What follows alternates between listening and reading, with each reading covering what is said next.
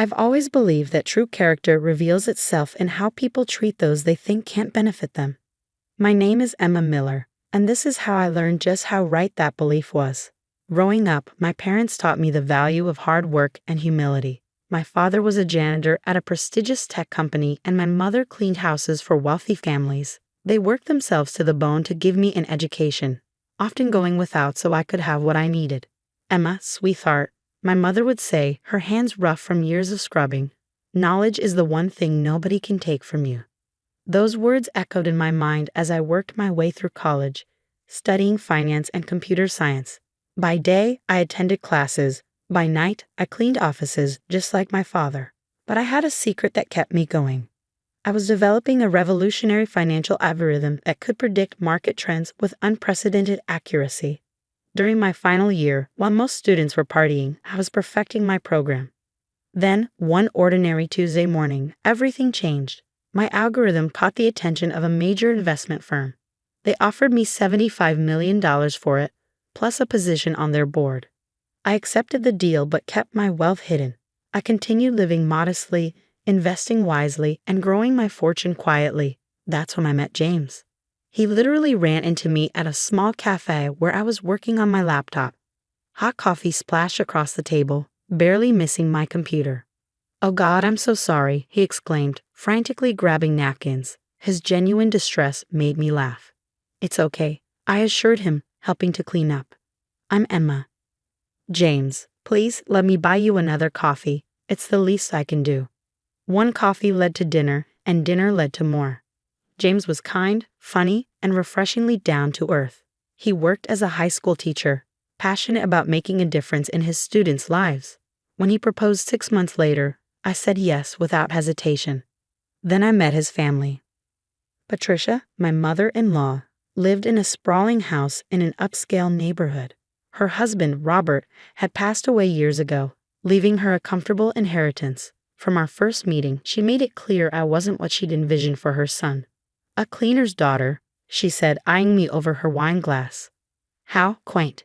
James, darling, I thought you were dating that lovely doctor's daughter, Caroline." "Mom," James warned, but the tone was set. At every family gathering, Patricia found ways to remind me of my place. She'd ask me to help the catering staff, claiming I feel more comfortable in the kitchen. When James defended me, she'd laugh it off as just trying to make Emma feel at home. Her daughter, my sister-in-law Amanda, was cut from the same cloth. A successful real estate agent, she never missed an opportunity to flaunt her success or remind me of my humble beginnings. "Emma, dear," she'd say with false sweetness, "I have some clients looking for a cleaning service. Should I give them your mother's number?" I took it all in stride, partly because I knew the truth about my wealth, but mostly because I wanted to see people's true colors.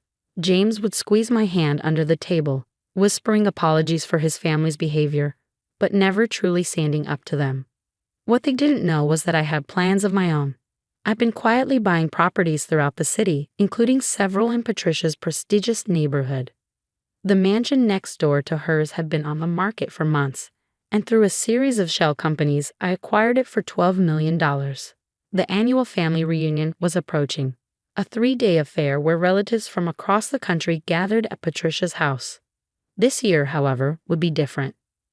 "James, honey," Patricia announced at dinner a week before the reunion, "I've arranged the guest rooms.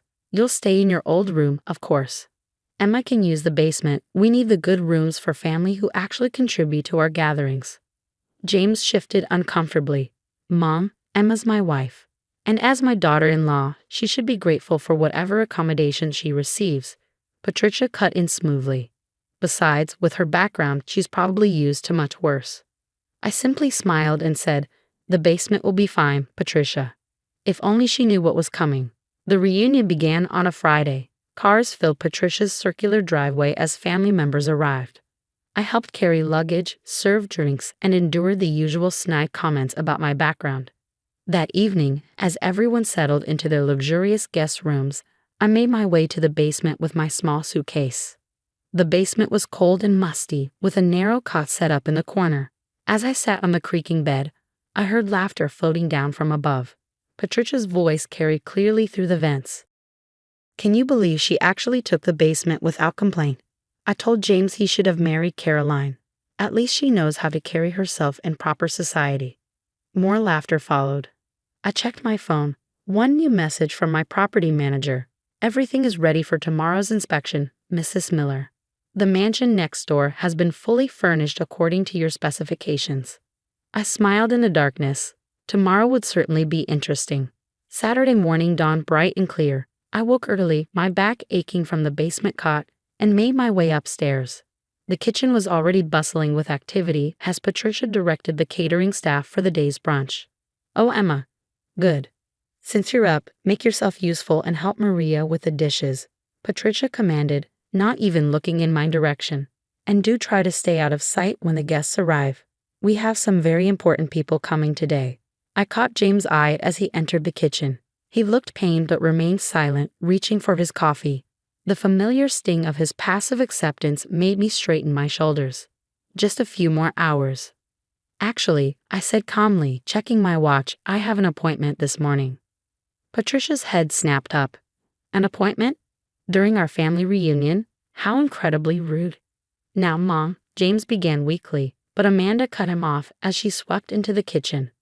"Mother, the Hendersons just pulled up. You know, the ones who bought that gorgeous mansion next door." She smirked at me. "They're my biggest clients this year. The sale was worth millions in commission." Patricia preened. "Wonderful. Emma, before you leave for whatever menial task you have planned, at least make yourself useful and help serve the Moses." I smiled. "I really must go. My real estate agent is waiting." "Real estate agent?" Amanda scoffed. "What, are you looking at studio apartments in the bad part of town?" The doorbell rang, and Patricia hurried to answer it, shooting me a warning look. I followed the group into the grand foyer, where a sophisticated woman in a sharp suit waited. "Good morning, Mrs. Miller," she said, smiling directly at me. "The mansion is ready for your final inspection." The room fell silent. Patricia's carefully crafted smile froze on her face. "There must be some mistake," she said with a forced laugh. "Emma isn't." "Emma Miller," I confirmed, stepping forward. "Owner of the mansion next door." Amanda's mimosa glass slipped from her fingers, shattering on the marble floor. "That's impossible. I handled that sale." "Through my shell corporation, yes," I said pleasantly. "I believe your commission check was quite substantial." James stared at me, his coffee cup suspended halfway to his mouth. "Emma, what's going on?" "Perhaps we should all sit down," I suggested, gesturing to the living room. "I have quite a story to tell." Once everyone was seated, Patricia and Amanda perched on the edge of their seats like birds ready to take flight. I began. 7 years ago, I developed a financial algorithm that sold for $75 million, I said calmly. Since then, my investments have multiplied that many times over. The mansion next door is just one of many properties I own. "But you let us think," Patricia sputtered, "that I was a cleaning lady's daughter who married above her station." I finished. "Yes, I did. And you all showed me exactly who you are through how you treated someone you thought was beneath you." "This is absurd." Amanda stood up, her face flushed. "Mother, she's clearly lying." My real estate agent cleared her throat. "I can assure you, Mrs. Henderson, that Mrs. Miller's credentials are impeccable. In fact, she owns controlling interest in the development company that built this entire neighborhood." Patricia's face had gone from red to white. "The entire neighborhood?" "Including this house," I confirmed quietly. "I bought it last month when it was technically still under your late husband's estate. The paperwork was finalized yesterday." The silence that followed was deafening. James had sunk into his chair, his face a mask of shock and dawning realization. "You mean?" Patricia's voice trembled. "This isn't my house anymore." "It's mine," I said simply. "Just like the basement where you made me sleep last night." Amanda jumped up. "Mother, she can't do this. We'll fight it in court." "You're welcome to try," I replied. "My lawyers have ensured everything is perfectly legal. But right now, I'd like you both to leave my house." "Leave?" Patricia gasped. "But where will I go? This is my home." "Was your home," I corrected. "Don't worry, I've arranged for temporary accommodations for you. There's a modest apartment available in the building where my parents used to work as janitors. I hear the basement unit is particularly cozy." The family gathering had devolved into chaos. Relatives whispered among themselves, some looking shocked, others secretly pleased to see Patricia's pride take such a fall. James finally found his voice. "Emma, why didn't you tell me?" he asked quietly. I turned to face my husband. "Would it have made a difference? Would you have stood up to your mother's treatment of me if you'd known I was wealthy? Because if money is what it takes to earn basic respect in this family, then we have bigger problems than where I sleep." The real estate agent cleared her throat. "Mrs. Miller, shall we proceed with the inspection of your new property?" "Yes," I said, standing. "Patricia, I'll have my staff help you pack. You have until tomorrow evening to vacate the premises." As I walked toward the door, Patricia's voice rang out, suddenly honeyed and pleading. "Emma, dear, surely we can discuss this. We're family after all." I paused at the doorway, turning back to face her. "Family? Let's talk about family, Patricia. Last Christmas, you seated me at the children's table and told everyone it was because I wouldn't know how to behave at the adults' dinner. Last month, you accidentally excluded me from James' birthday celebration. And just yesterday, you made me sleep in a basement because you said I wasn't good enough for a real room." I didn't mean," she stammered. "Yes, you did," I said firmly. "You meant every slight, every insult, every attempt to humiliate me. You showed me exactly who you are, Patricia. Now I'm showing you exactly who I am." The sound of my heels clicking on the marble floor echoed through the silent house as I walked out, head held high. Behind me, I could hear Patricia's sobs and Amanda's angry protests, but I didn't look back. The following weeks were a storm of activity and emotions. Patricia and Amanda moved out as required, though not without drama. They hired lawyers, of course, but as my legal team had predicted, every transaction was ironclad. I moved into the mansion next door, leaving James to decide his own path. The distance gave me time to think about our marriage and what it meant to build a life with someone who couldn't stand up for you. One evening, about a month after the revelation, my security team alerted me to a visitor. James stood at my front door, looking more disheveled than I'd ever seen him. "Can we talk?" he asked quietly. I led him to my home office, a warm room filled with family photos, including one of my parents on their 30th anniversary. James' eyes fixed on it as he sat down. "I've been doing a lot of thinking," he began. "About everything. About us. I've also been seeing a therapist." I waited, letting him find his words.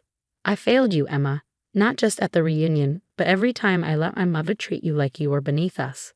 I told myself I was keeping the peace, but really, I was just being a coward." "Yes, you were," I agreed softly. He winced but continued. "The thing is, I kept wondering why you didn't tell me about your success. Then I remembered last Thanksgiving when Mom made that comment about your father being just a janitor, and I laughed. I actually laughed." Tears formed in his eyes. "That's when you were going to tell me, wasn't it?" I nodded. "I had the papers in my bag. But watching you laugh at your own father-in-law, I realized that you were just like them." "I was," he admitted. "And that shame is mine to carry. But Emma, I want you to know what's happened since you left." He straightened in his chair. "I resigned from my teaching position at Brighton Prep." This surprised me. James had taught at the prestigious private school for years. "I took a job at Riverside High School instead," he continued. "It's in the neighborhood where you grew up. The kids there, they remind me of you. Brilliant, determined, just needing someone to believe in them. And your mother? I haven't spoken to her since she moved out. She and Amanda have been trying to rally the family against you, but it backfired. Cousin Sarah came forward about how Mom had treated her when she married beneath her station. Then Uncle Robert shared stories about her behavior toward his second wife. It's like your courage in standing up to her gave others permission to speak their truth." I absorbed this information, noting the changes in James. He seemed more grounded, more present. "There's more," he said. "I've been volunteering at the community center where your mom used to work. Did you know they have a program teaching financial literacy to cleaning staff and janitors? I'm helping them expand it." "Why are you telling me all this, James?" "Because I want to earn back your respect," he said simply. "Not because you're wealthy, but because you're the same amazing woman who helped me grade papers until midnight and made soup when I was sick. I was too weak to deserve you before. I want to become someone who does." Before I could respond, my phone buzzed. It was a message from Patricia. "Your mother's at the apartment building," I told James. "She's demanding to speak with me." You don't have to go, he said quickly. Actually, I think I do. I found Patricia in the basement apartment where she now lived. The irony wasn't lost on either of us. Her designer clothes looked out of place against the concrete walls. Hello, Patricia. She turned, and I was struck by how different she looked. The carefully maintained facade had cracked, showing the insecure woman beneath. Emma, she said, then stopped, seeming to struggle with words. Finally, she whispered, I understand now. Understand what? What it feels like, to be judged by where you live, to have people look down on you. Her hands trembled. Yesterday, I couldn't get a restaurant reservation because of my new address. I've been going there for 20 years. Feels awful, doesn't it? She nodded, tears spilling down her cheeks. I've been horrible, not just to you, but to so many people. Living here, being treated the way I treated others, it's opened my eyes. That was the point, I said quietly. She looked up sharply. You mean, this wasn't just revenge? Revenge would have been making you homeless. This was about education. Patricia sank onto the small sofa. I've lost everything. My home, my social standing, my son. You haven't lost James, I corrected. He's choosing to be his own man for the first time. Whether you lose him permanently depends on whether you can accept that change. And you? She asked hesitantly. Have I lost you as a daughter-in-law? I studied her carefully. That depends on you too, Patricia. Real change takes more than a few weeks of humility. Will you help me? She asked softly. I don't mean financially. I mean help me learn to be better. It was the first time I'd ever heard genuine vulnerability in her voice. 6 months later, I hosted a dinner party. Patricia was there, wearing a simple dress rather than her usual designer labels.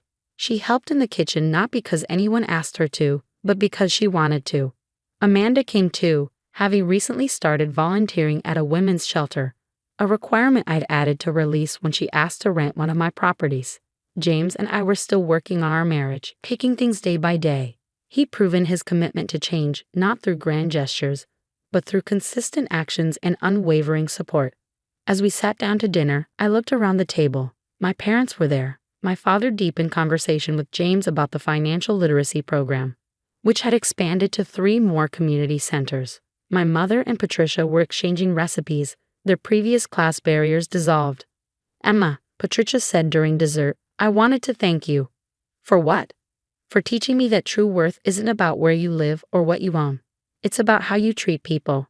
She smiled sadly. I just wish I'd learned that lesson sooner. Later that night, as James and I stood on our balcony overlooking the neighborhood, he asked, Do you regret any of it? I thought about the past year, the pain, the growth, the transformations. No, I said finally. Sometimes people need to lose everything to understand what really matters. He took my hand, and we stood in comfortable silence, watching the stars. The basement apartment where Patricia lived was visible from our vantage point, its lights glowing warmly in the darkness.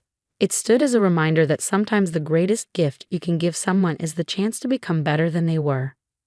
My phone buzzed. A message from my investment team about another successful algorithm deployment. But for once, I didn't check it immediately. Some things were more valuable than money, and I was finally surrounded by people who understood that truth.